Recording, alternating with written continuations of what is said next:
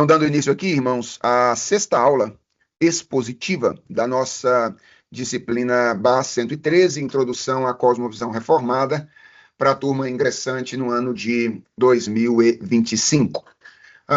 Só lembrando aquilo que nós já fizemos até aqui, nossa disciplina ela se compõe basicamente de dois diferentes blocos, não é isso? Aquele bloco mais conceitual, no qual nós apresentamos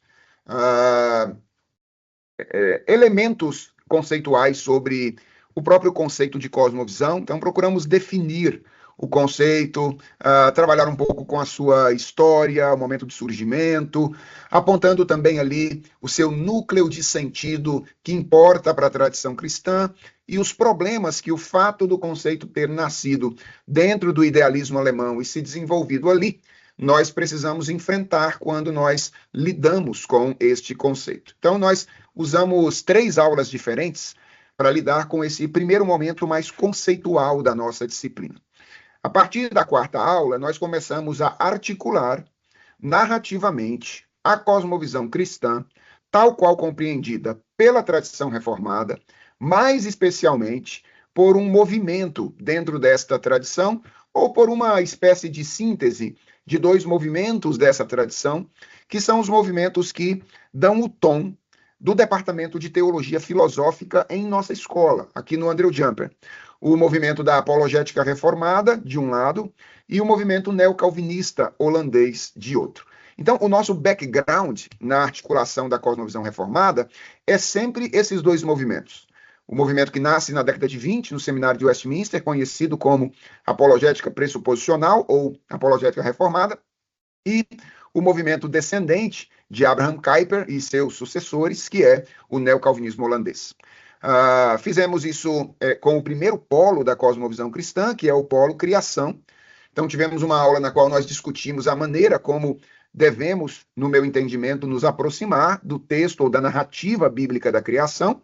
E uma segunda aula, na qual nós lidamos com alguns elementos centrais da visão cristã de origem, apontando ali a natureza teísta, a natureza criacionista da cosmovisão cristã e todas as consequências de afirmarmos, como cristãos, uma cosmovisão que seja teísta e criacionista. Então, a gente viu vários elementos. Vimos, por exemplo, como a cosmovisão cristã implica a crença em uma natureza ou uma realidade essencialmente religiosa, essencialmente teleológica, essencialmente normativa. Todos esses aspectos, eles são derivados da afirmação de que a realidade é criada, ou seja, nós vivemos em uma realidade que foi criada.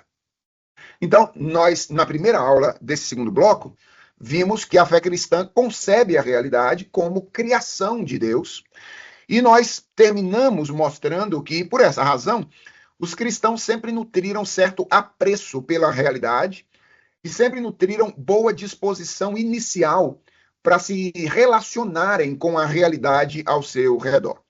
Agora, eu comecei a dizer na semana passada que isso não significa que nós cristãos sejamos ingênuos com respeito à condição atual da realidade. Muito pelo contrário. Os cristãos, ao assumirem uma visão de mundo cristã, eles estão muito conscientes, não apenas de que, nesse cenário atual, a realidade está aquém do seu real potencial, mas também que a realidade apresenta direcionamentos distorcidos. Então, eu mostrei para vocês essa citação do Francis Schaeffer, na qual ele apresenta aí a queda em pecado, não é? Como esse elemento de mudança significativa que nos traz essas experiências distorcidas da realidade.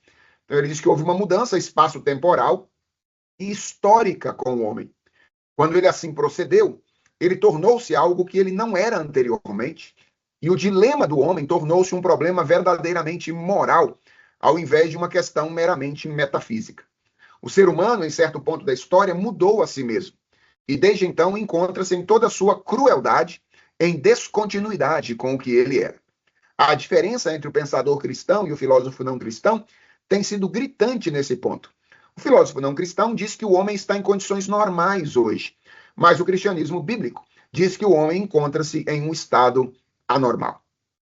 Então, nós cristãos, e nós vimos isso ontem, nós não ignoramos a existência de uma variedade de distorções que existem na realidade criada. Nós aqui oramos, por exemplo, por uma criança acometida de uma enfermidade. Nós vivemos em um mundo onde enfermidades estão presentes.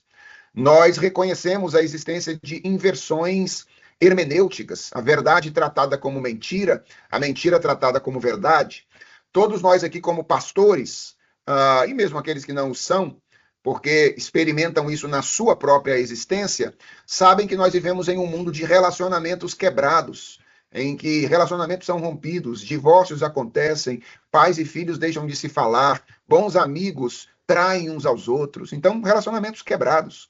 Vivemos em um mundo de exploração econômica, onde pessoas que têm boas condições econômicas frequentemente se valem de maneira injusta do trabalho de outras pessoas para enriquecer a si mesmas, sem se preocuparem com dar aos outros as condições que o seu trabalho lhes oferece por dignidade. Então, nós vivemos em um mundo cheio de injustiças. Só olhar aí para o nosso universo político, né? Olha para as guerras, né, que acontecem, estão presentes aí. Nós vivemos em um mundo onde existe inversão estética, não é? O feio é chamado de belo, o belo é chamado de feio. Nós vivemos em um mundo de imoralidade, em que o moral é tratado como imoral e vice-versa também acontece, não é? O contrário também acontece. O imoral é tratado como se fosse moral. Então, o cristianismo ele concebe o fato de que nós não vivemos mais no mundo tal qual ele saiu das mãos de Deus. Alguma coisa aconteceu com esta realidade que fez com que a nossa experiência dela agora fosse uma experiência distorcida e que a realidade própria fosse uma realidade distorcida. Apenas para fazer um parêntese aqui, essa compreensão não é exclusiva da tradição cristã. Na verdade, toda cosmovisão que se preze sabe que o mundo não é aquilo que ele deveria ser. Lembra daquela estrutura da narrativa histórica, né? Quando eu falei que toda a história é composta de 3 partes, começo, meio e fim, numa relação em que essas 3 coisas elas se relacionam não apenas temporalmente, mas também tematicamente. Então, toda e qualquer cosmovisão que se preze, ela tem uma noção de que o mundo está distorcido. E eu também disse a vocês que, uma vez que uma cosmovisão procura ser consistente entre si, ou internamente consistente, esse é um princípio, né? O princípio da coerência interna das cosmovisões.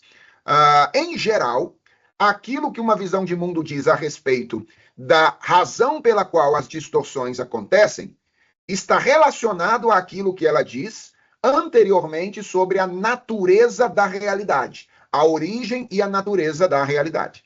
Então, se uma cosmovisão define a realidade ou relaciona a natureza do real à dimensão analítica ou à dimensão da racionalidade, é o que faz, por exemplo, uma mentalidade mais positivista, quando ela relaciona, por exemplo, a dinâmica histórico-cultural ao ambiente do pensamento, dizendo que, na verdade, a realidade é sobre a maneira como nós pensamos, automaticamente, esta visão de mundo atribuirá ou relacionará as distorções que nós experimentamos na realidade a essa mesma dimensão analítica que está na base de todo o restante.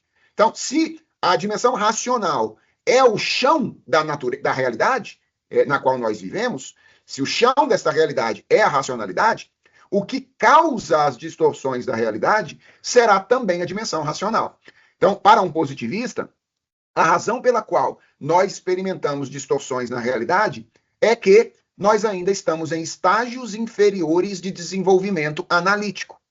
O dia que nós estivermos em um estágio superior de desenvolvimento analítico, então nós não mais experimentaremos essas distorções.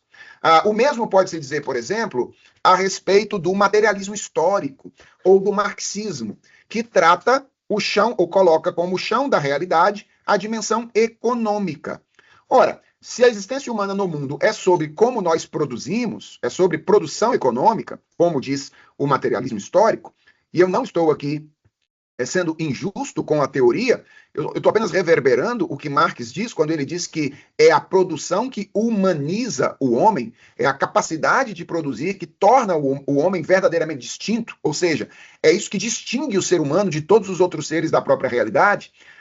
Automaticamente, esta visão de mundo, quando falar a respeito das distorções que existem na realidade, tenderá a relacionar essas distorções ao ambiente econômico ou ao elemento econômico. O marxismo vai dizer, por exemplo, que a razão pela qual todas essas mazelas são experimentadas pela sociedade é a exploração econômica que é típica de um determinado modelo produtivo.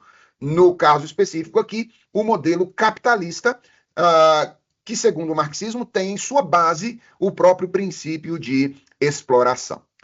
Com o cristianismo, irmãos, não é diferente, certo? O princípio de coerência interna das cosmovisões funciona para o cristianismo também. Como a fé cristã sustenta que a realidade é pessoal e fundamentalmente religiosa, ou seja, como ela sustenta que o chão da realidade é a relação criatura-criador, a sua explicação para a existência de distorções na realidade será, obviamente, a ruptura ocorrida nesta relação por ocasião da queda em pecado. Então, a fonte das distorções, segundo a fé cristã, é a queda em pecado. Isso é o que o Albert Wolters vai dizer no seu livro A Criação Restaurada, que a essa altura eu espero todos vocês já tenham lido.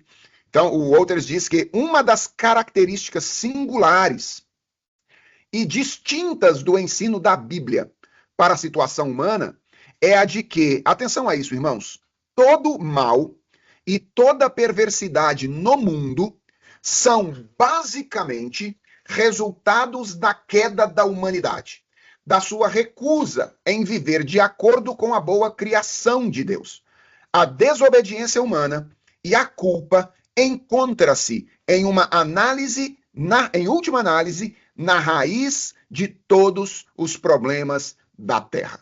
Então, se você está lidando com um discurso que reclama para si o título de cristão, seja ele em qualquer campo das ciências,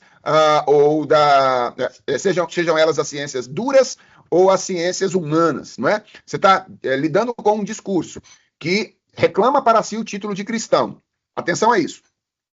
E esse discurso, ao apontar a razão pela qual distorções existem na realidade, não retorna à dimensão espiritual, à ruptura da relação criatura-criador e à queda em pecado, né, ocorrida por ocasião da queda em pecado, então você não está lidando com um discurso cristão consistente. Porque um discurso cristão consistente enxerga todos os problemas que nós experimentamos na realidade como tendo sido causados basicamente, e eu chamo atenção para essa palavra, basicamente, pela ruptura dessa relação criador-criatura por ocasião da queda em pecado. Bem, o que foi a queda? A queda foi basicamente um evento histórico. É assim que a tradição cristã tem lidado com a queda, como um evento histórico. Na minha opinião, e acho que na opinião de boa parte dos teólogos conservadores, a rejeição da natureza histórica da queda em pecado coloca em xeque o cristianismo, causa problemas ao todo do cristianismo enquanto uma visão de mundo. Então, a queda foi um evento histórico no qual o homem, que tinha sido criado à imagem e semelhança de Deus, ou foi criado à imagem e semelhança de Deus, para uma relação com Deus, uma relação marcada por um binômio, né? O binômio de sujeição e satisfação, ou seja, o binômio é o homem obedece a Deus, e na medida em que obedece a Deus, encontra a sua plena realização. Então nós somos criados para isso, está presente lá na única pergunta do catecismo que a gente sabe de cor, que é a primeira, não é? Que o fim principal do homem é glorificar a Deus, isso tem a ver com sujeição, e gozá-lo para sempre, isso tem a ver com satisfação. Então, o homem que foi criado para essa relação fundamental com Deus, rejeita a sua condição de criatura e procura se afirmar como o ponto de referência de sua própria existência. Isso acontece no contexto de um teste moral ao qual o homem é submetido por Deus no jardim do Éden. Eu estou dizendo que ele é submetido por Deus, porque Deus é quem proíbe ao homem o acesso ao fruto proibido, mas do qual participa, obviamente, o tentador, não é?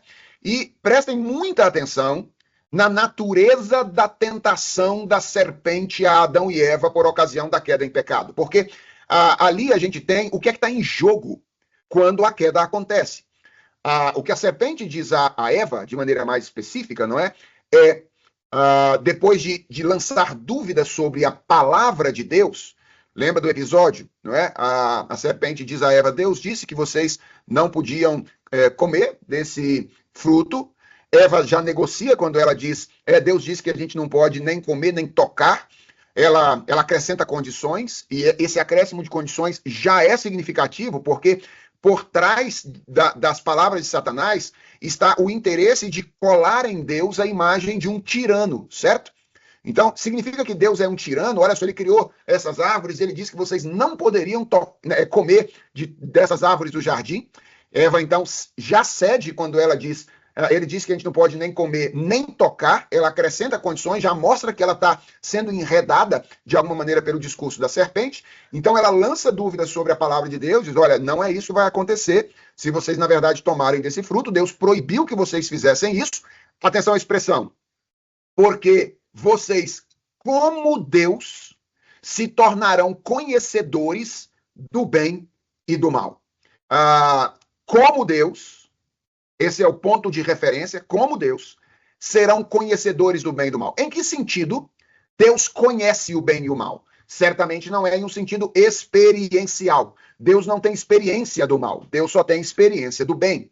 Então, em que sentido Deus é conhecedor do bem e do mal? Ora, no sentido de que Deus é o ponto de referência definidor daquilo que é bom e mal, certo e errado, verdadeiro e mentiroso, belo e feio. Deus é o ponto de referência para toda e qualquer predicação na realidade criada, visto que ele é o Criador. O que a serpente propõe a Adão e Eva é que eles, tomando o fruto proibido, não precisarão mais de Deus como ponto de referência, mas, na verdade, se tornarão eles próprios o ponto de referência para a delimitação do que é verdadeiro e mentiroso, bom e mal, belo e feio. Então, a queda em pecado, irmãos, é, na verdade, a substituição de Deus como ponto de referência para toda predicação na realidade pelo ser humano. Pelo ser humano. É por isso que, para mim, pessoalmente falando, o pecado da idolatria, e eu escrevi um pouco sobre isso, não é mais um pecado, mas é o pecado por excelência. Ele está na base de todo e qualquer pecado, porque o pecado consiste nisso, consiste em substituir Deus pelo homem como ponto de referência de toda a predicação. Ora, vejam só, segundo a tradição cristã, esta decisão humana de tomar nas mãos as rédeas da sua própria existência e fazer de si o ponto de referência para toda a predicação na realidade é a causa, é a razão de toda sorte de males que o homem experimenta na realidade criada. A realidade está como está, cheia de dor, cheia de sofrimento, cheia de erro, de desentendimento, de opressão, de injustiça, de feiura, de maldade, por causa da queda em pecado. Veja, à luz de uma perspectiva cristã, não é que outras cosmovisões não toquem em distorções pontuais que a realidade de fato possui depois da queda em pecado. O problema das outras cosmovisões, à luz de uma perspectiva cristã, é que elas transformam efeitos em causa. Ou seja, o que o marxismo aponta como causa dos problemas, que é a opressão econômica, na verdade, à luz da perspectiva cristã, é um efeito. Aquilo que o positivismo, para mencionar aqui as duas que a gente tem mencionado sempre, aponta como um problema, que é a incapacidade intelectual humana, as limitações intelectuais humanas, né, e as próprias distorções do intelecto humano, não são a causa, são efeitos de algo mais profundo e anterior, que é esta ruptura da relação criador-criatura ocorrida na queda em pecado. Então, na base de todos os males está a queda em pecado. Agora, eu preciso explicar isso, certo? Eu preciso explicar isso. O que isso não significa? Eu vou começar por aqui. O que dizer isso não significa? Isso não significa que haja uma relação necessária entre, uma relação necessária e imediata, essa palavra é importante, e imediata, entre sofrimentos particulares e pecados particulares. Eu vou repetir isso. Quando eu digo que, segundo a fé cristã, na base de todas as distorções que experimentamos na realidade está a queda em pecado, eu não estou dizendo que haja uma relação necessária e imediata entre sofrimentos particulares e pecados particulares. Sempre que nós apontamos o lugar central que o pecado tem na nossa experiência disfuncional da realidade, sempre que isso acontece, há quem possa fazer esta relação. Qual relação? Então isso significa que se alguém experimenta problema X, a causa do seu problema é o seu pecado Y. Veja, há quem entenda assim, dentro da tradição cristã. Mas esse não é o entendimento majoritário entre os cristãos. Qual é o entendimento majoritário entre os cristãos?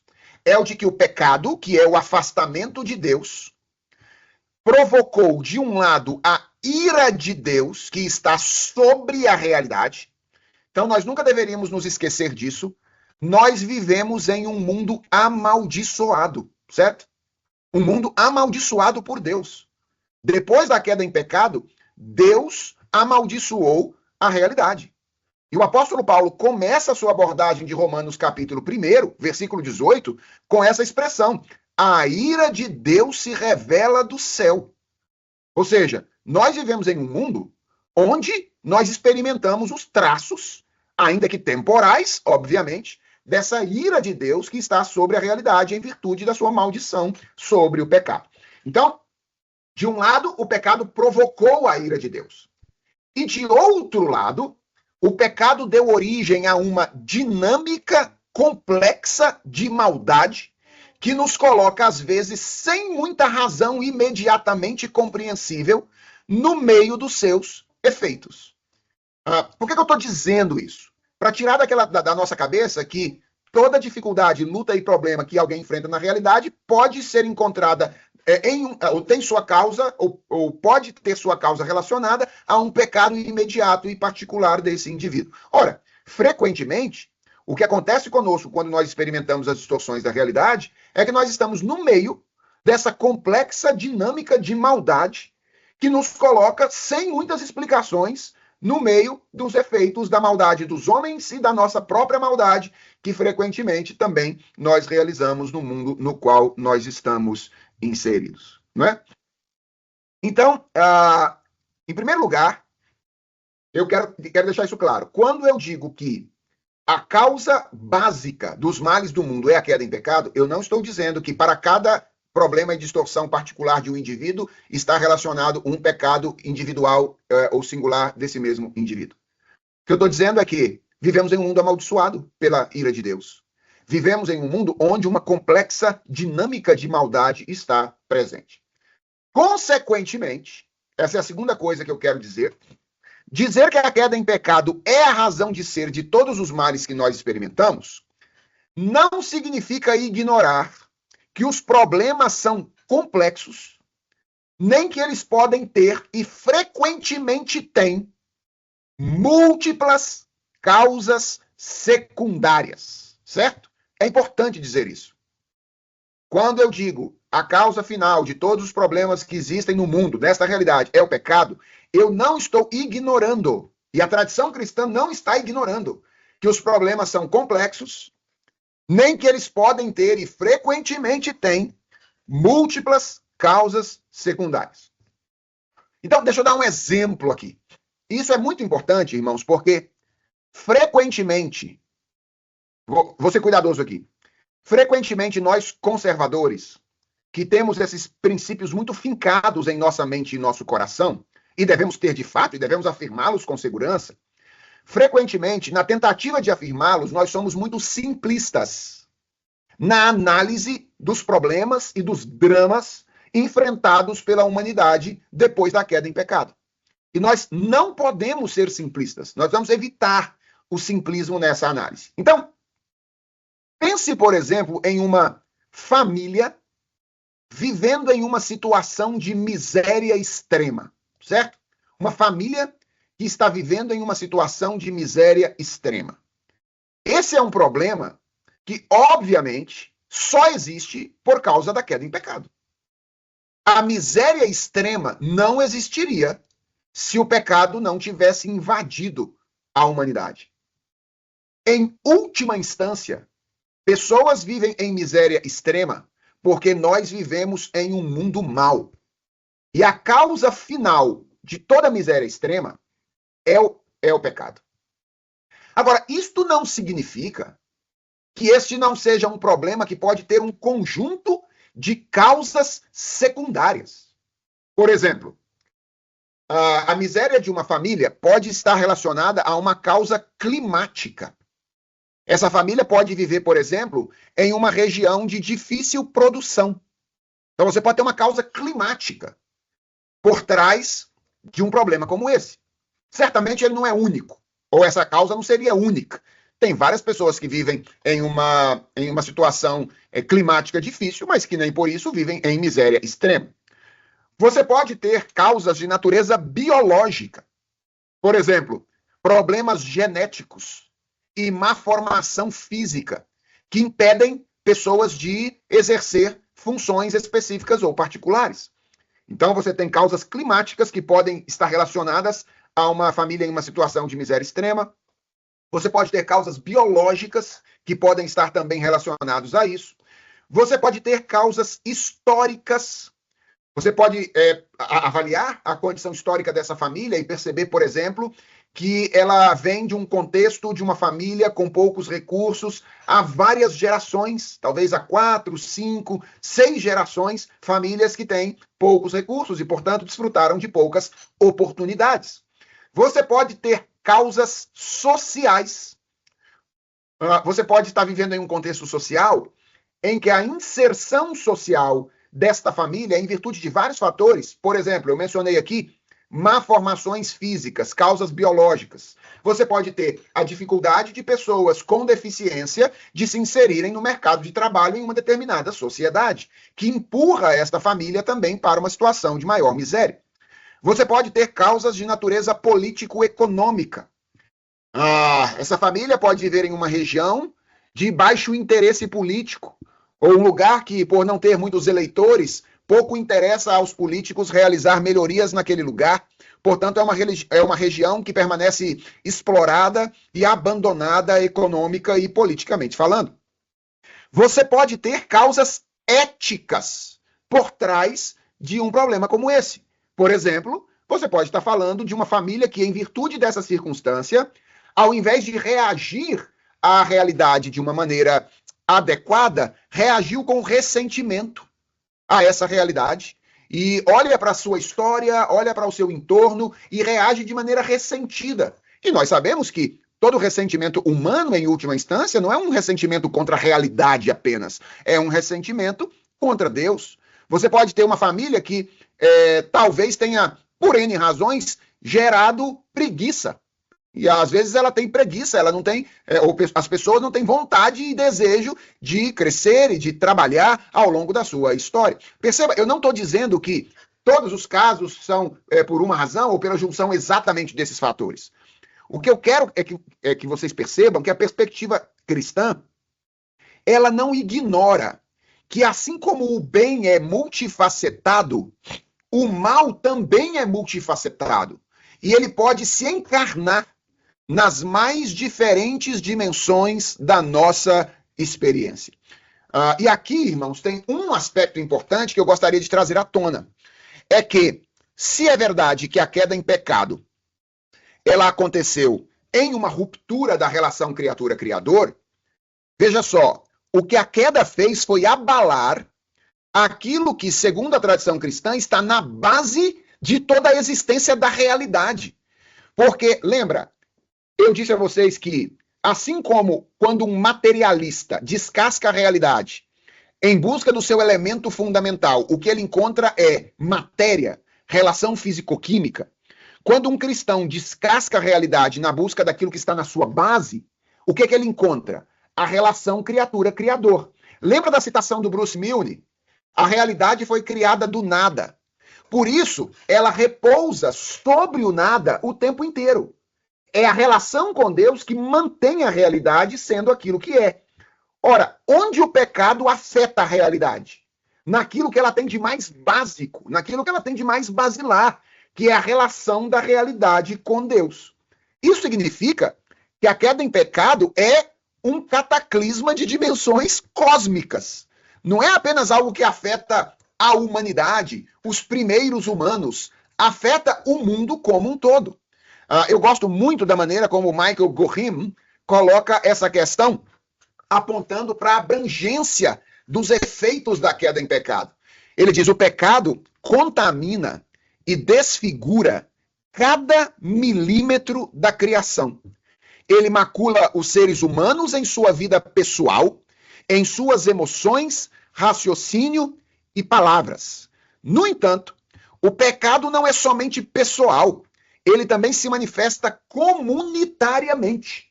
E, por fim, o pecado alcança e deforma não só a vida humana, mas também a criação não humana. Chamo a atenção de vocês aqui para os 3 aspectos ou dimensões afetadas pelo pecado, segundo Gohim. A nossa subjetividade individual, a nossa vida comunitária e a própria realidade criada, a realidade não humana. E eu acho interessante a gente pensar nessas 3 dimensões como organizadas nesta ordem, certo? Obviamente, os primeiros a serem maculados pelo pecado são os indivíduos. Adão e Eva inicialmente, depois deles todos os seres humanos que nascem por causa do pecado original. Então, os indivíduos são pecadores. Dos indivíduos, o pecado passa para as nossas relações humanas. E nós então construímos sociedades distorcidas, grupos humanos, relações distorcidas. E das nossas relações e dos nossos atos individuais ou coletivos, o pecado atinge também a própria realidade criada ao nosso redor. Então, se eu tentei até aqui dizer o que não significa dizer que a queda, que tudo ou toda a distorção é fruto da queda em pecado, deixe-me agora então dizer o que eu acho que significa dizer isso. Fiz um movimento negativo, deixe-me agora fazer o caminho inverso para construir propositivamente o que eu quero dizer, o que a tradição cristã quer dizer quando ela diz que basicamente é a queda em pecado que está na base de toda distorção. Então, fazendo o caminho inverso, irmãos, eu diria que isso significa dizer, primeiramente, que os males do mundo possuem uma causa primária ou uma causa raiz, da qual as múltiplas causas secundárias são derivadas. E essa causa raiz é de natureza espiritual. Esse é o ponto. Por que existem problemas no mundo? Porque o homem abandonou a Deus e agora nós colhemos os efeitos deste abandono. Essa é a resposta cristã simples, sem ignorar toda a complexidade derivada disso, mas reconhecendo a centralidade da relação criatura-criador na existência do mundo no qual nós vivemos. É por isso que eu disse a vocês, se você estiver lidando com um discurso, e esse discurso reclama para si o título de cristão, e ele quer explicar por que existem problemas no mundo, mas ele nunca toca na dimensão espiritual e da quebra da relação da humanidade com Deus, você não está lidando com um discurso que está sendo coerentemente cristão, ou consistentemente cristão. Porque um discurso consistentemente cristão precisa fazer essa afirmação. Em segundo lugar, dizer isso significa dizer que, embora coisas e instituições possam ser distorcidas, atenção a isso, e uma vez distorcidas, elas possam exercer profunda influência sobre nós, Ficou claro o que eu disse até aqui? Então, coisas e instituições podem ser afetadas pelo pecado, podem se distorcer. E uma vez distorcidas, as coisas e instituições podem nos pressionar, podem nos afetar, podem impactar-nos negativamente. Embora isso seja verdade, à luz de uma perspectiva cristã, o mal passou das pessoas às coisas e instituições. É aquilo que o Schaeffer diz lá no começo. Para a fé cristã, o problema do mal é inicialmente ou essencialmente um problema moral e não apenas um problema ontológico. Não é um problema que tem a ver apenas com a ordem do ser. Tem a ver com a ordem da obediência, com a ordem da moralidade. Então veja só, quando Deus profere maldição sobre a terra, ele diz: maldita é a terra por tua causa. Ou seja, por causa do homem. É o homem o agente por meio do qual, como representante da aliança de Deus com a criação, o representante por meio do qual adentra a realidade. Quando o apóstolo Paulo descreve a criação como sujeita à vaidade na carta aos Romanos, ele acrescenta um aposto. Vocês se lembram qual é o aposto que Paulo acrescenta lá? Ele diz que a criação está sujeita à vaidade, atenção, não voluntariamente, mas por causa daquele que a sujeitou. E esse daquele que a sujeitou pode ser tanto Deus, que amaldiçoou a realidade, quanto pode ser o ser humano, por meio do qual o pecado adentrou a realidade criada. Então, dizer que na base da distorção da realidade está o pecado, significa basicamente dizer essas duas coisas. Significa dizer que os males do mundo possuem uma causa raiz, uma causa primária, da qual as outras são derivadas. E significa dizer que, embora coisas e instituições possam ser distorcidas e depois distorcidas nos pressionarem, o mal, numa perspectiva cristã, ele passa das pessoas às coisas. A ordem é sempre essa. Pessoas más que originam instituições más e coisas que são más. Então, isso mostra que, ao mesmo tempo em que percebe a abrangência dos efeitos da queda sobre a realidade, a fé cristã vê a corrupção humana como causa desses efeitos abrangentes. Irmãos, isso aqui é muito importante, porque lembra, existe o princípio da coerência. Existe o princípio da coerência da cosmovisão. Daqui a pouco a gente vai falar de redenção. E é por isso que a pregação do evangelho vai ter um lugar de destaque tão significativo para a cosmovisão cristã reformada. É porque para a cosmovisão cristã reformada, as distorções que nós experimentamos da realidade, elas não são primariamente estruturais, elas são secundariamente estruturais. Mas elas são primariamente pessoais. Então, como é que você transforma uma realidade que é inicialmente pessoalmente corrompida? Transformando pessoas no contexto desta sociedade. Então, isso vai conduzir a cosmovisão cristã reformada, não é? A uma ênfase, por exemplo, na prática da evangelização, que tem se tornado, às vezes, incomum em outras perspectivas. E eu creio que ela tem se tornado incomum, às vezes, em outras perspectivas, porque esses aspectos centrais de cosmovisão não têm sido considerados e levados a sério, muitas vezes, em algumas propostas missiológicas por aí. Certo? Até aqui tudo bem, irmãos? Estamos caminhando com tranquilidade? Agora, veja só. É importante dizer que, embora o pecado tenha afetado e redirecionado a realidade como um todo, em uma cosmovisão cristã reformada, muita atenção a isso, hein? O pecado nunca se identifica com a realidade criada. Eu vou repetir. Embora o pecado ele atinja a realidade como um todo, corrompa a realidade como um todo e distorça a realidade em todas as suas dimensões, em uma perspectiva cristã reformada, o pecado nunca se identifica com a realidade criada.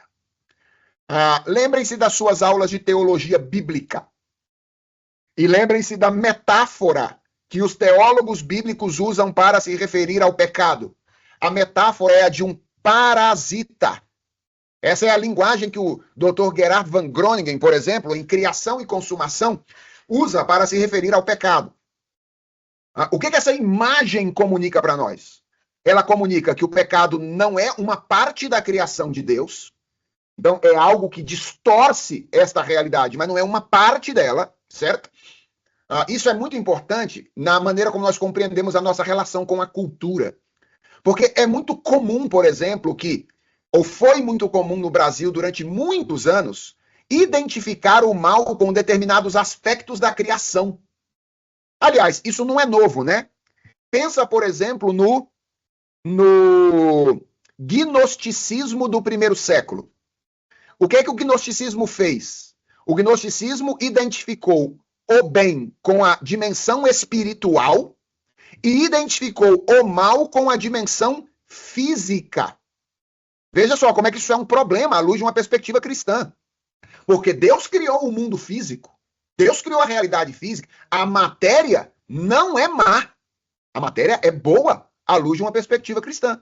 No entanto, o gnosticismo, ele identificou uma parte da criação com o mal. Este é um equívoco em uma cosmovisão cristã. E a gente percebe isso ser feito, às vezes, na nossa relação com a cultura, com muita frequência, né? Então, foi muito comum durante algum tempo as pessoas identificarem a política como algo essencialmente mal, ou a ciência como algo essencialmente mal. Isso é um erro. A política é essencialmente boa. A ciência é essencialmente boa. A arte é essencialmente boa.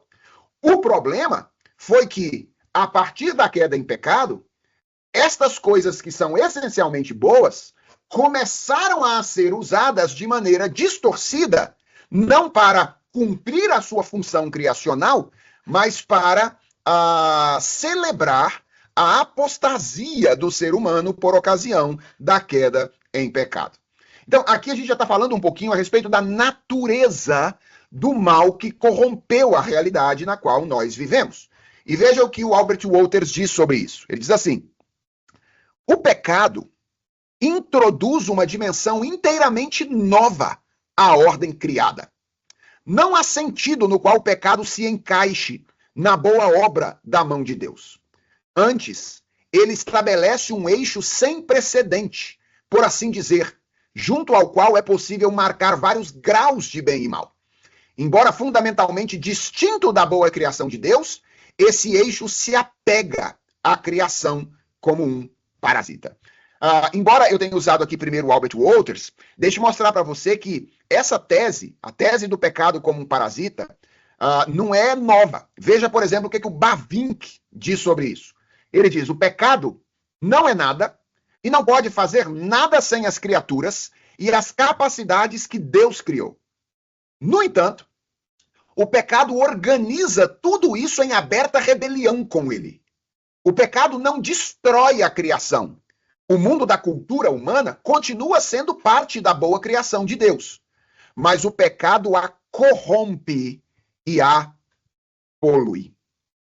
Então vejam só, irmãos, aqui, deixe-me apresentar a vocês dois conceitos neocalvinistas, acho que vocês já leram sobre ele lá no A Criação Restaurada, que tem sido usado frequentemente e acho que tem a sua utilidade, embora todos os conceitos tenham suas limitações também, na explicação desse entendimento do pecado por parte da visão de mundo calvinista e neocalvinista, né? É essa compreensão que faz com que os calvinistas falem, por exemplo, da graça comum, de que a verdade que é produzida mesmo fora de um ambiente cristão é verdadeira, é legítima, tem o seu uso legítimo por parte de um cristão.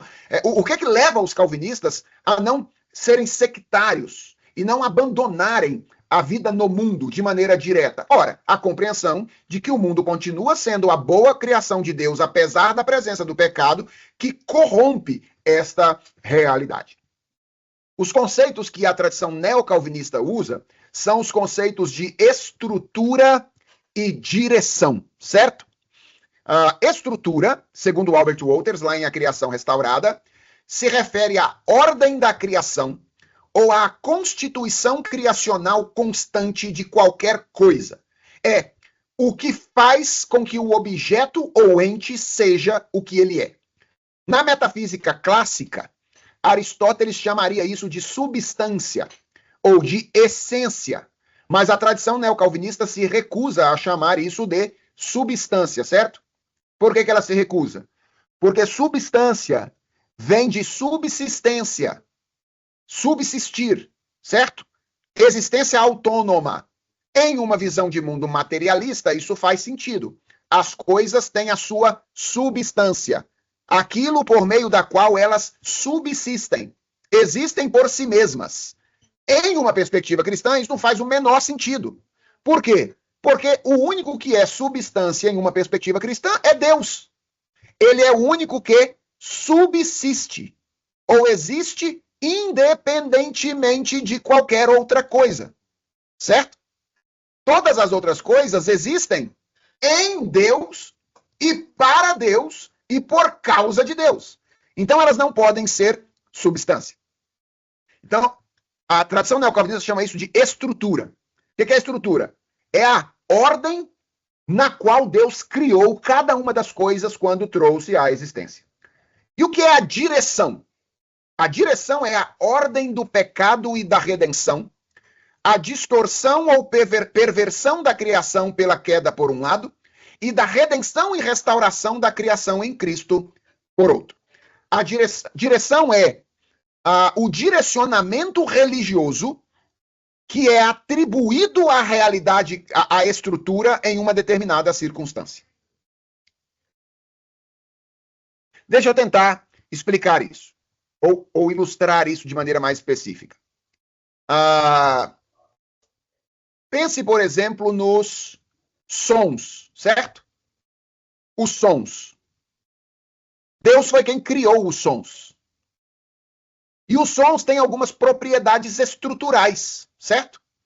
E essas propriedades estruturais, elas são essencialmente boas. Quais são as propriedades estruturais do som? Tem duração, altura e timbre, certo? São as 3 propriedades do som. Todo som tem uma duração, todo som tem um timbre, que é uma cor, e todo som tem uma altura. É mais agudo, é mais grave e etc. Pergunta: altura, timbre e duração são essencialmente bons ou maus? Ora, são essencialmente bons. São essas coisas que nos permitem experimentar coisas como, por exemplo, o que a gente está experimentando agora. Vocês estão ouvindo uma voz que está sendo articulada com ênfases em uma situação ou em outra situação, não é? Então, isso aqui que a gente está experimentando agora, quando você vai à igreja e canta um hino de louvor, ou quando você ouve uma música na sua casa que te eleva, te revela a beleza da criação, tudo isso só é possível porque Deus criou o som com as suas propriedades estruturais. E isso é bom. E o pecado, atenção, não destrói isso. O pecado é incapaz de destruir a boa criação de Deus. Para que o pecado subsista, por exemplo, para que alguém fale uma coisa má em relação sobre uma outra pessoa, para que alguém se comunique, para que um grupo de assaltantes se reúna para realizar um assalto, eles precisam das mesmas condições estruturais relacionadas ao som que nós precisamos para pregar e ouvir a palavra de Deus ou ter uma aula de teologia como essa que está presente aqui. Percebe? Isso é a estrutura. Isso é bom. E é por isso que o pecador vai ser condenado. Porque o pecador se vale das coisas que Deus criou ou usa as coisas de Deus, só que ele faz isso não com o propósito que Deus designou, que é a glória dele e o desenvolvimento da realidade criada, mas ele faz isso no espírito da apostasia. Qual é o espírito da apostasia? A autoglorificação humana sobre todas as coisas, inclusive sobre a própria realidade. Então, lembra qual é o pecado por excelência? O pecado é a substituição de Deus pelo homem. E agora o que o homem vai fazer a partir da queda em pecado? Ele vai utilizar as dádivas da criação de Deus, as boas dádivas da criação de Deus, contra Deus, ora acusando Deus, ora afirmando a sua inutilidade para se autoafirmar diante de Deus, o Criador. Então, a estrutura é sempre boa, sempre boa. A direção, que é o direcionamento religioso que o homem faz da realidade, é que expressa essa apostasia que tomou conta da realidade na qual nós estamos inseridos. É isso que leva, por exemplo, C.S. Lewis a repetir o argumento de Agostinho de que o mal não seria uma entidade equivalente ao bem, mas seria a perversão, a distorção ou a corrupção do bem. O fato de que, até para subsistir, ele precisa das condições estruturais que Deus colocou e está presente na criação. Então, por exemplo, pensa em pecados mais individuais. O adultério. O adultério depende do prazer sexual, que é bom. O prazer sexual não é ruim, ele não é mau, ele é bom. O problema do adultério é o desfrute desse prazer fora dos limites criacionais. Pensa, por exemplo, no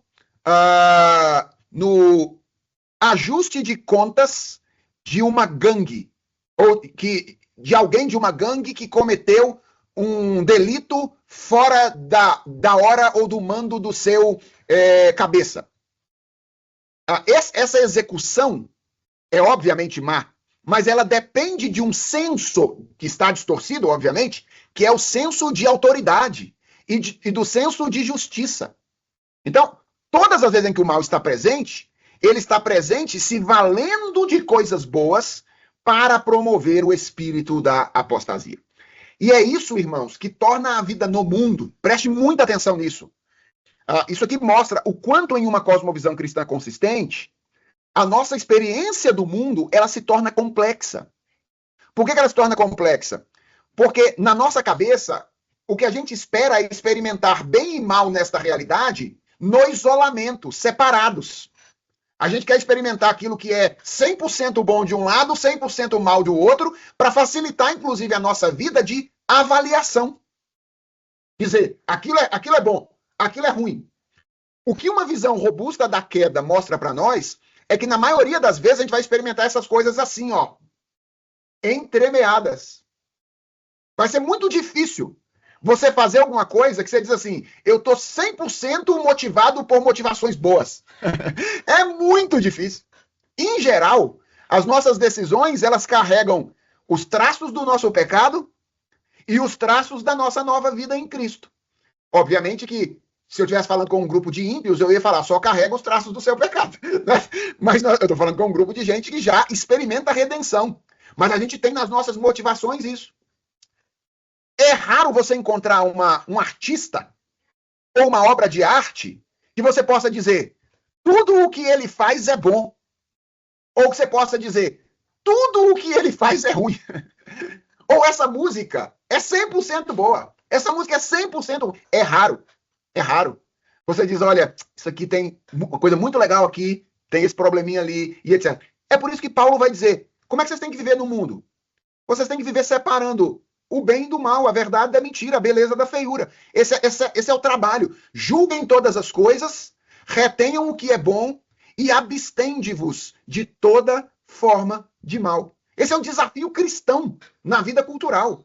É olhar para a realidade e dizer, o que é traço da graça, da generosidade e da sabedoria de Deus no mundo no qual eu estou vivendo? E o que é semente da apostasia, da desgraça do pecado presente no mundo no qual eu estou inserido? Então, historicamente, para terminar aqui a primeira aula desta manhã, os cristãos têm vivido desta maneira. Historicamente, eles têm vivido desta maneira. E é a sua compreensão da queda e da natureza do pecado, do efeito que ele causou na realidade, mas, ao mesmo tempo, do fato de que ele não anulou a bondade de Deus presente na criação, que tem levado os cristãos a viverem desta maneira. De maneira crítica, ou de maneira criteriosa. Lembra de Paulo escrevendo a Tito? Ensina os jovens da sua igreja a em todas as coisas serem criteriosos. É a palavra crinem no grego, de onde vem a palavra crítica. Ser crítico não é falar mal dos outros, certo? Ser crítico é ter a capacidade de separar aquilo que é bom e aquilo que é mal. Veja só como é que os cristãos viviam assim. Eu termino essa aula com o capítulo 5 de uma carta do 2º ou 3º século, chamada Epístola a Diogneto, que a gente não sabe quem é, não tem a mínima ideia de quem escreveu, mas que é o documento, na minha opinião, mais importante no entendimento de como os cristãos do 2º e 3º século viviam na sua relação com a cultura, com o mundo ao seu redor.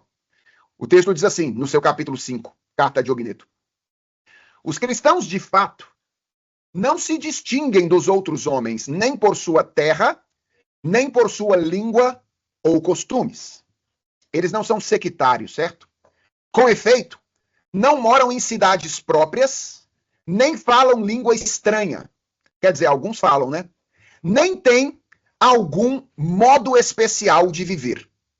Sua doutrina não foi inventada por eles. Graças ao talento e à especulação de homens curiosos, nem professam como outros algum ensinamento humano. Pelo contrário, prestem atenção nisso, irmãos. Vivendo em casas gregas e bárbaras, conforme a sorte de cada um, e adaptando-se aos costumes do lugar quanto à roupa, ao alimento e ao resto, testemunham um modo de vida admirável e, sem dúvida, paradoxal. Vivem na sua pátria, mas como forasteiros. Participam de tudo como cristãos e suportam tudo como estrangeiros. Toda pátria estrangeira é pátria deles. E cada pátria é estrangeira. Casam-se como todos e geram filhos, mas não abandonam os recém-nascidos. Era comum mulheres, sobretudo, serem abandonadas pelo pater em Roma, naquela ocasião, quando nasciam, e ele entendia que a sua casa precisava de mais homens. Põe a mesa em comum, mas não o leito. Era comum naquela época, quando alguém ia receber outra pessoa, entregar uma das suas escravas ou mulheres para que dormissem com essas outras pessoas. E ele está dizendo, os cristãos, eles recebem uns aos outros em suas casas, eles são hospitaleiros, mas eles não compartilham o leito com outras pessoas. Eles estão na carne, mas eles não vivem segundo a carne. Moram na terra, mas têm sua cidadania no céu. Obedecem às leis estabelecidas, mas com sua vida ultrapassam as leis. Amam a todos e são perseguidos por todos. São desconhecidos e, apesar disso, condenados. São mortos e, deste modo, lhes é dada a vida. São pobres e enriquecem a muitos. Carecem de tudo e têm abundância de tudo. São desprezados e, no desprezo, tornam-se glorificados. São amaldiçoados e depois proclamados justos. São injuriados e bendizem. São maltratados e honram. Fazem o bem e são punidos como malfeitores. São condenados e se alegram como se recebessem a vida. Pelos judeus, são combatidos como estrangeiros. Pelos gregos, são perseguidos. E aqueles que os odeiam não saberiam dizer o motivo do ódio. Então, esse texto mostra bem a ambiguidade, não é? A ambiguidade de viver no mundo onde o pecado está presente como um cristão. Bem, vamos então interagir um pouquinho aqui, irmãos, e aí a gente faz um intervalo antes de voltarmos para o encerramento da nossa aula. Então, Estevam primeiro. Estevam, não estou te ouvindo não, cara. Não está funcionando o seu microfone? Parece que não. Então tenta depois aí. Richard. Professor, sim. Uma dúvida aqui, quando o senhor falou acerca da fala lá da mulher e a serpente, né, o diálogo entre eles ali, o senhor falou a respeito desse acréscimo que Eva fez. Deus disse para não comer, e ela disse não comer nem tocar. Exato. Ali já é considerado o pecado em si, por esse acréscimo? Veja só, acho que você pode ler o meu livro sobre idolatria do coração, eu trabalho isso lá. Eu mostro que, na maioria das vezes, a gente tem uma visão superficial do que foi a queda em pecado e imagina que ela foi o ato de comer o fruto proibido. Não está errado, e se você quiser dizer que aquilo foi a concretização da queda em pecado. Mas atos pecaminosos, eles não começam nas mãos, eles começam no coração. Então, o ato pecaminoso de tomar e comer do fruto proibido, ele foi alimentado por um desejo e por uma convicção anterior, uma crença anterior, que levaram aquilo a acontecer. Então, o pecado, na verdade, ele é um processo que envolve nossa confiança, nossos amores e nossas ações. Então, quando Eva tomou o fruto e comeu, aquele foi o ato pecaminoso. Mas o ato foi gestado em um desejo, viu a mulher que a árvore era boa para se comer e agradável aos olhos. Ela desejou o fruto. E por que ela desejou? Porque ela confiou na palavra da serpente de que aquele fruto traria para ela a autonomia que ela desejou e ansiou. Então, confiança, desejo e ato estão envolvidos em nosso pecado. Certo? André. Professor, minha pergunta é em cima desse final aí. Eu lembro, acho que foi na primeira ou na segunda aula que o senhor já tinha trazido um desafio do pensador cristão, como entender o limite de onde vai a beleza da graça comum, onde ela vai se misturar com a rebeldia do coração humano, né? Perfeito. A reforma e esse movimento também, vamos dizer assim, o neocalvinismo, traz essa visão que assim, ela é super equilibrada da capacidade do cristão. Eu vejo esse texto aí que o senhor mostrou agora, esse belíssimo relato. Mas por que as igrejas, na sua visão assim, por que as igrejas hoje não conseguem encontrar esse equilíbrio de vida? Elas preferem assumir um papel de determinar, isso aqui é do mundo, isso aqui não nos pertence, e criou-se mais uma divisão, assim, uma polarização, né? Ou seja, a igreja hoje tem uma dificuldade enorme de se relacionar com a cultura. Eu sou daqui de Pernambuco, então, por exemplo, a gente está agora na época das festas juninas, aí já entra aqueles debates teológicos, né? O que se pode comer, ou seja, a igreja entra nessas coisas pequenas de discussão e perdeu a sua capacidade de lidar com a graça comum do mundo, também apontando ela como aquilo que glorifica a Deus. Não sei se eu poderia trazer alguma visão sua desse cenário atual. Sim, a minha leitura, André, para ser bem breve, é a de que isso tem causas históricas no Brasil. Nós, embora tenhamos recebido o evangelho no nosso país, não é? Através de igrejas reformadas, a mentalidade que nos chegou ao Brasil, especificamente no que diz respeito à relação com a cultura, foi uma mentalidade meio pietista, sabe? E não uma mentalidade puritana, essa da relação. Então, o evangelicalismo que chegou no Brasil, ele é muito centrado na experiência individual, na decisão do indivíduo e etc. O que é ótimo, tem coisas boas no pietismo que a gente precisa, inclusive, manter. Mas eu acho que a gente foi criado no nosso evangelicalismo de maneira mais desequilibrada mesmo. Eu me lembro, por exemplo, quando eu era jovem, aqui há 20 anos atrás, lá no interior de Minas Gerais, que era simplesmente impossível falar sobre essas coisas sem você ser categorizado. Ó, você tem uma ideia, a expressão que se usava quando um cristão se envolvia com política, há 20 anos atrás, fulano tá mexendo com política. Parece que é droga, sabe? Assim, parece que é uma droga. Então, fulano tá mexendo com política. Toma cuidado com ele, que fulano tá mexendo com política. É como se a política fosse esse campo de Satanás, né? Com o qual nós não devemos nos envolver. Então, eu acho que isso tem a ver com o tipo de evangelicalismo que nós recebemos ao longo da nossa história. Esse assunto, cosmovisão reformada, ele está sendo falado no Brasil tem 20 anos. Década primeiros anos da década de 2000, do ano 2000, que esse assunto chegou aqui no Brasil. Então, nós somos muito jovens, uma cultura muito jovem e um evangelicalismo muito jovem. E eu acho que é muito natural que a gente esteja buscando ainda os processos de equilíbrio, sabe? Então, eu lamento como você, eu desejo que a gente chegue nessa maturidade, mas quando eu olho para a nossa história e lembro quantos anos a gente tem, para mim é absolutamente natural que a gente esteja tentando ainda lidar com esse equilíbrio. E na tentativa de equilibrar, nós vamos cometer os nossos erros. E tá tudo bem, tá tudo bem. Nós vamos cometer os nossos erros e a graça de Deus virá sobre nós e haverá de nos encaminhar à maturidade para a glória dele, se Deus quiser. Tá bom? Obrigado, Cérvulo. Cérvulo, não tô te ouvindo, cara. E agora? Agora sim. é sobre o livro do Albert Wolter, que ele, o senhor citou aí, e eu não conhecia antes do contato aqui com a sua aula. Tá? É que ele fala sobre essa queda de Adão e Eva em pecado como exatamente aquilo que teve essa consequência catastrófica, né, para a criação do mundo humano e não humano, né, que ele fala nesse capítulo da queda. E aí ele argumenta que as estruturas da sociedade, né, Estado, família e funções físicas, né, arte, tecnologia, está tudo corrompido.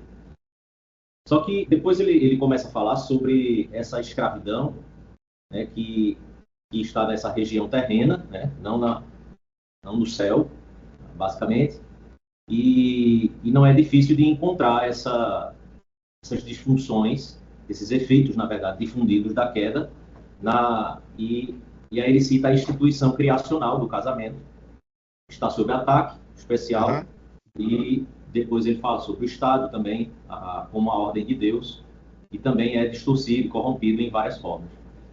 E eu não vi, assim, na verdade, ele tratando sobre... deixa eu ver se eu explico. É que parece um pouco que o problema que o casamento hoje sofre, o problema que o Estado hoje sofre, isso na minha leitura, né? É um problema basicamente gerado, né, por essa instituição. Seria uma coisa muito mais...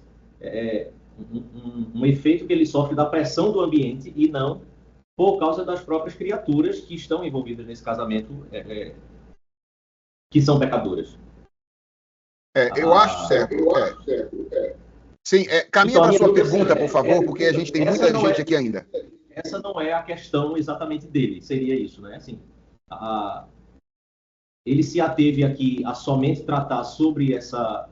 Ou é uma perspectiva que, de repente, ele tenha, nesse sentido da ênfase maior aí, dos nossos problemas, tanto no casamento, Estado e tudo mais, como consequência desse pecado original e que distorceu tudo, porque eu não percebi ele tendo esse tratar aí do pecado individual.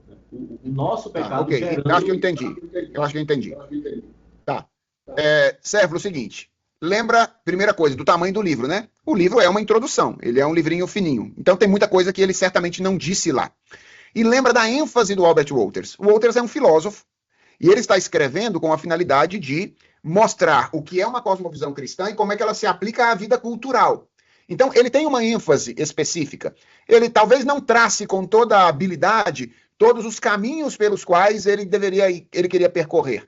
Mas, quando ele trata, por exemplo, do casamento, ele trata da instituição geral, da ideia de casamento em uma cultura ou sociedade, não de um casamento em particular. Então, não é que eu acho que ele não creia assim, mas é que eu acho que o objetivo dele era um objetivo diferente no próprio texto, tá bom? Paulo César. Opa, bom dia, professor, tá me ouvindo? Bom dia. O senhor comentou que o pecado ele não tem poder para destruir a boa criação de Deus. Só que o pecado, quando eu uso destruir, pensa em descontinuar, certo? Tá, maravilha.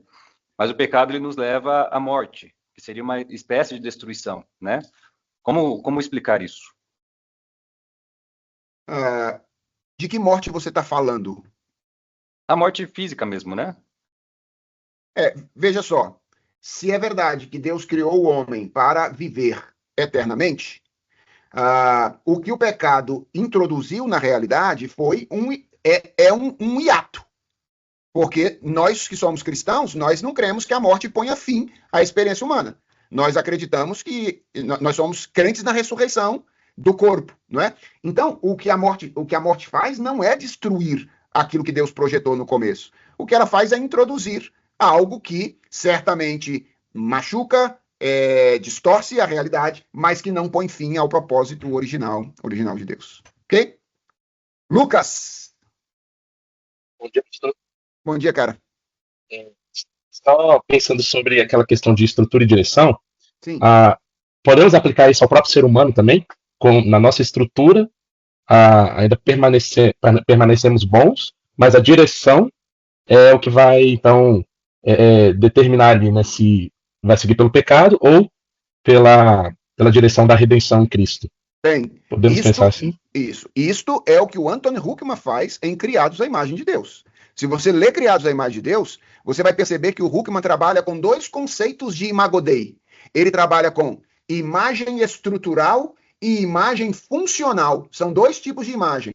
Então, o que ele está querendo apontar para isso? Que o homem continua sendo imagem de Deus estruturalmente falando depois da queda. Ele não deixou de ser Imago Dei. Ele continua tendo racionalidade, afetividade, liberdade, que são elementos estruturais da sua imagem de Deus. Mesmo o ímpio, hoje, pensa, sente, faz deliberações. Por quê? Porque ele é a imagem e semelhança de Deus. Agora, o que o homem perdeu depois da queda em pecado? A imagem funcional. O que é a imagem funcional? É a capacidade de pensar como Deus o criou para pensar, sentir como Deus o criou para sentir, deliberar como Deus o criou para deliberar, e assim sucessivamente. Então, o Anthony Huckman, que é contemporâneo do Bavinck, quer dizer, um pouquinho depois do Bavinck, ele trabalha exatamente com esses conceitos que você mencionou aí. Tá bom? Entendi. Só para complementar, então, quando a gente fala que nós somos naturalmente maus, essa questão da nossa natureza não é a estrutura, mas a direção que tomamos, então. Numa mentalidade neocalvinista, seria isso. Ah, isso ok. aí. Tá. Ismael. Bom dia, reverendo. Bom dia. O senhor fez uma afirmação com a qual eu concordo, eu vou repeti-la, que é distorções da realidade são primariamente pessoais, não estruturais. Uhum. Por isso, a redenção em Cristo busca, essencialmente, transformar pessoas. Aí me ocorreu a questão. Quando a instituição, a estrutura, ela afeta intensamente a vida social, trazendo pressão à vida, poderia usar até a palavra opressão a nós, cristãos e não cristãos, nós, cristãos, não ficamos muito passivos, evitando confrontar a instituição, deixando esse enfrentamento para grupos não cristãos, porque o nosso foco, né, está no indivíduo. O que o senhor pensa sobre isso? Eu penso que sim. Eu penso que, frequentemente, esse é um risco que nós, que enfatizamos a dimensão pessoal da redenção, corremos. Nós temos a tendência de reduzir a nossa missão no mundo a dimensão evangelística e não instigamos os membros de igrejas e outros grupos a se envolverem com campos da vida cultural com a intensidade como nós poderíamos nos envolver. A minha leitura, eu tenho pensado muito sobre isso, é de que a igreja, enquanto uma organização, estou pensando na igreja local, certo? A igreja local deveria, de fato, se engajar majoritariamente com a evangelização.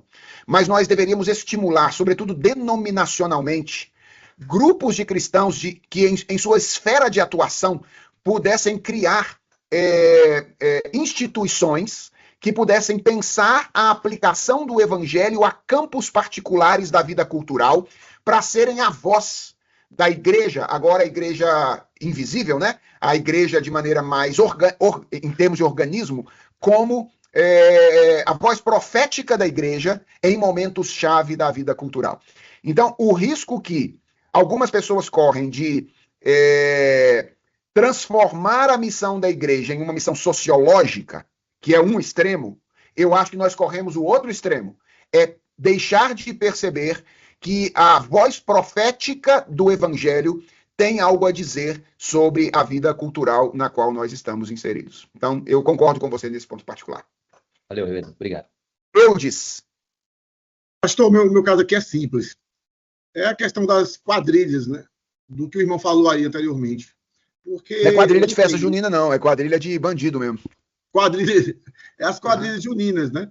Eu recebi aqui do pai perguntando a mim se poderia deixar a sua filha ir para as quadrilhas. Aquelas festas juninas. Uhum. E a situação que eu penso é que a direção está errada, né? A questão da direção, a estrutura está correta. Mas como é que nós resolvemos isso, pastor? Eu vou orar por você, Eudes. Deus te abençoe. Eu vou orar por você. E por que eu não vou te responder essa pergunta? Porque eu não me vejo em condições de responder essa pergunta por você. Eu não conheço esse pai, eu não conheço essa família, eu não conheço a sua região, eu não sei qual é o peso que isso tem aí. Eu estaria pronto para responder essa pergunta se um pai da minha igreja o fizesse aqui em São Paulo. Aqui é idolatria pura. Bem, então você já está levantando. Eu disse não. Você está pronto para responder. Eu disse não, né? Eu disse não. Mas, assim, pastor, é porque existe a questão da liberdade e a libertinagem em algumas áreas. Tipo assim. É isso. Então veja só. Essas questões elas precisam ser definidas à luz da conjuntura. Então, quem são as pessoas? Quem são os... Qual é a região? Então, por exemplo, eu imagino que para irmãos no Nordeste, por exemplo, o caso do André, que levantou aí, etc., essa questão, né? Isso tem um peso muito grande, porque isso está muito relacionado às festas dos santos, o santorial católico romano e etc. Agora, vou dizer uma coisa para você aqui. Aqui em São Paulo, numa escola qualquer aqui, a minha impressão é que esse negócio de festa de inverno caipira de junho e de julho tem mais a ver com a saudade idílica do interior do que propriamente com qualquer santo que você possa imaginar que exista por aí. Aqui parece que é mais o cara que veio do interior, que está com saudade de ouvir a moda de viola dele e relembrando da terra de onde ele veio, do que propriamente qualquer tipo de santo. Então, veja como é que o contexto é diferente. Então, o contexto é muito importante na tomada de decisão. O que as igrejas fazem de vez em quando é mudar o nome, né? Aí eles botam festa do milho, festa da família. Aí tem a mesma coisa, tem canjica, bolo de milho, pamonha. Verdade. O que mais que tem? Muda o nome e resolve a teologia. Muda o nome e a teologia está resolvida. Tem o crentão, já ouviram falar do crentão? Tem o crentão também, que é só tirar o vinho, faz com suco de uva, aí bota o crentão. É isso aí. Então, veja, a questão é essa. Tomada de decisão ética, ela envolve um princípio, ou alguns princípios, algumas pessoas e uma circunstância particular. E essas três coisas têm que ser consideradas para que a decisão seja sábia. Quais são os princípios, quais são as pessoas e qual é o contexto. É isso que tem que moldurar aí a decisão. Então, obrigado. Vou orar para você, Deus te abençoe. Mairi. Professor, sim. Uma reflexão aqui. Eu creio que é por conta desse estigma que se gera, a política é má, é corrupta, enfim, tudo que a arte, todos os aspectos culturais, é por isso que os filhos das trevas estão proliferando. É por isso que hoje a gente tem filhos e não sabe em que escola coloca. Porque nós, como cristãos, filhos da luz, não estamos nesses lugares com voz profética. E aí os nossos filhos vão para a escola e ficam ouvindo as coisas mais horríveis do mundo, a ideologia prosperando, e aí a gente lutando em casa, e pasme, né, assim, a gente vê até, às vezes, algumas escolas, como se dizem, confessionais, já cedendo algumas ideologias do mundo, né, pressionadas, enfim. Então, assim, essa falta de visão que nós, dentro da nossa missão, né, eu sou médica, enquanto médica, eu tenho uma missão aonde eu estou. Sem dúvida. Então, o professor tem uma voz profética onde ele está. Então, assim, essa ausência dessa visão, separando o secular do espiritual, como se fosse possível, é que nós estamos cada vez mais sendo oprimidos, né, enquanto cristãos, porque não estamos presentes com voz profética. Esse é um aspecto da visão. Se eu quiser fazer algum comentário, eu gostaria depois de fazer um outro comentário. Não, eu só ia dizer que é isso mesmo. Nós entregamos algumas áreas para Satanás, ele tomou conta e depois nós ficamos com raiva.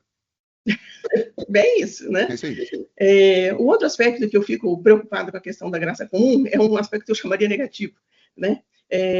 Você querer santificar ou tornar piedosa toda a graça comum, e sendo que tem esse aspecto negativo, que é feita também, pode ser feita, desenvolvida como da criação de Deus, mas para uma forma negativa.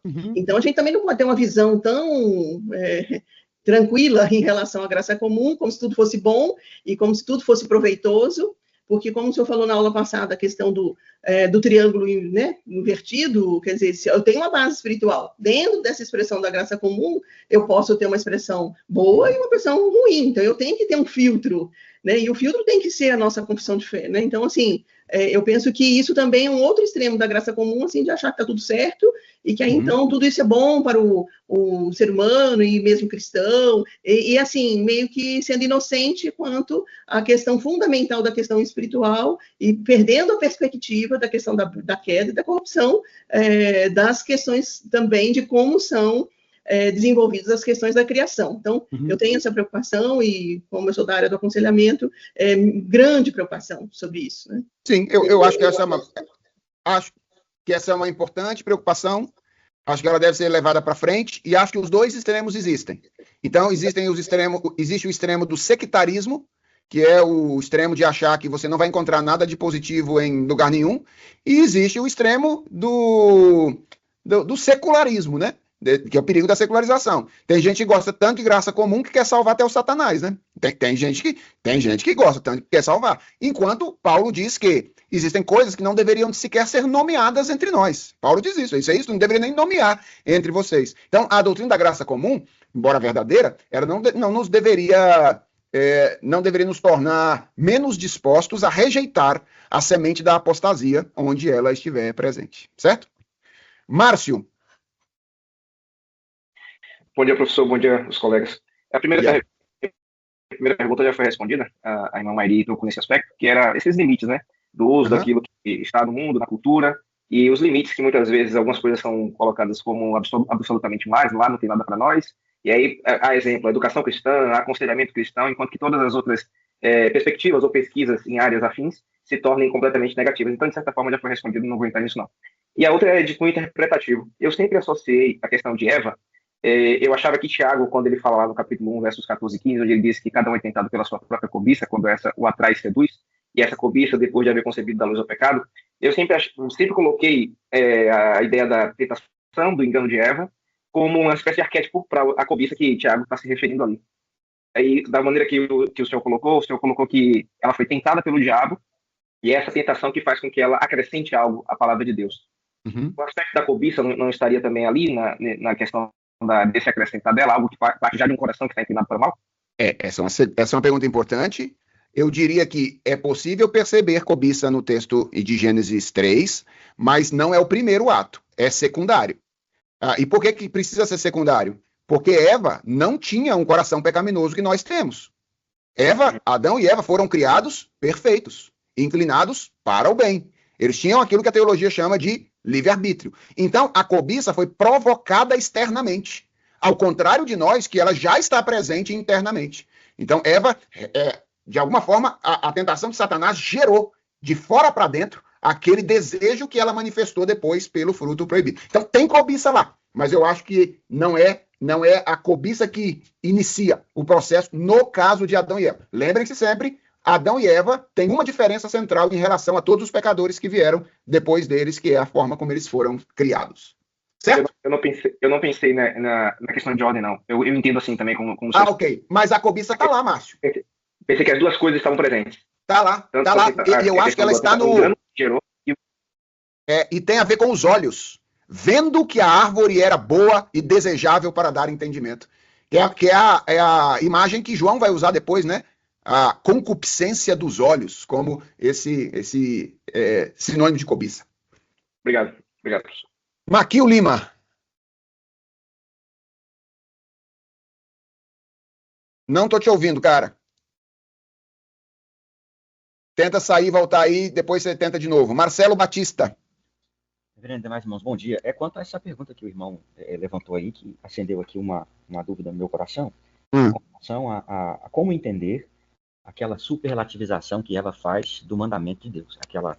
Se partimos do princípio que o coração é puro e que a cobiça foi aplicada de fora para dentro, como entender essa resposta dela? Não posso nem tocar, uma vez que essa não foi a ordem de Deus, né? Como entender esse exagero dela em relação à ordem de Deus, ou talvez até uma distorção, né? Não sei se a gente pode dizer, da ordem de Deus.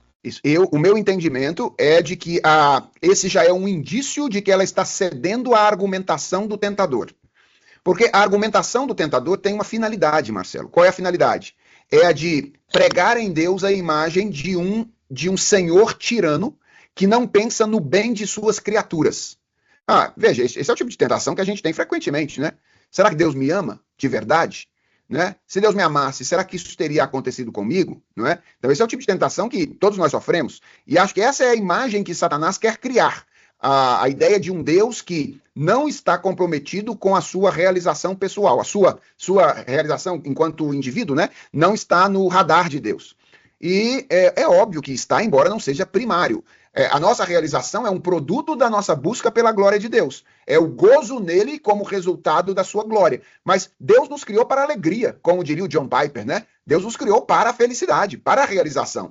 E o que a serpente quer convencer Eva é que Deus estava tolhindo a realização das suas criaturas ao proibir o fruto proibido. Quando ela diz não tocar e acrescenta condições, eu acho que ela já está caindo nessa argumentação e dizendo talvez de fato Deus seja mesmo esse tirano e não exatamente aquilo que eu imaginava que ele fosse. Ok. Beleza? Beleza. Irmãos, vamos fazer uma pausazinha para a gente tomar uma água. Voltamos 11h10 para encerrar o nosso curso com uma aula sobre a redenção, tá bom? Daqui a pouquinho nos vemos, se Deus quiser.